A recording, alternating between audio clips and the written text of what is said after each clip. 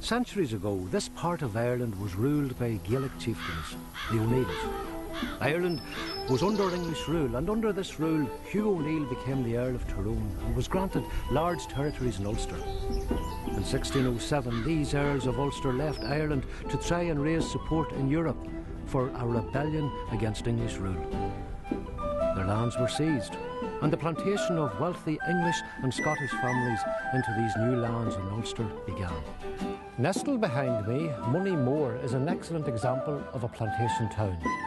It was developed over centuries and paid for by the London Livery Company of Drapers, who hoped that the town would be settled by people from the overcrowded streets of London.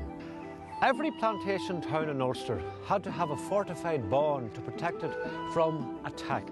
But Moneymore is unique in one respect, and Nick, you're here to tell me what makes Moneymore so different. Well, Moneymore was special because it was the first town here to have piped running water through it, which was placed by the first agent of the Drapers called John Rowley.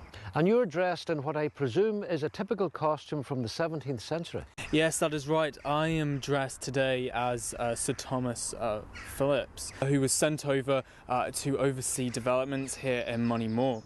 So he oversaw the workmen who built the town of Moneymore?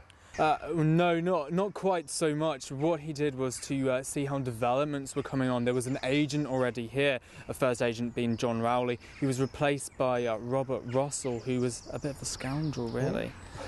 And the workmen were paid, I believe, in a rather unique way.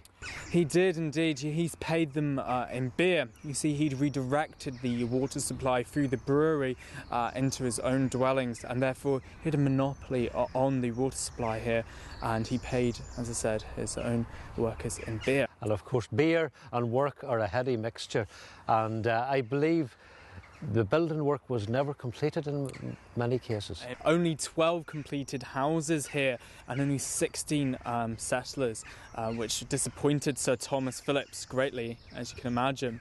Moneymore is indeed a unique place.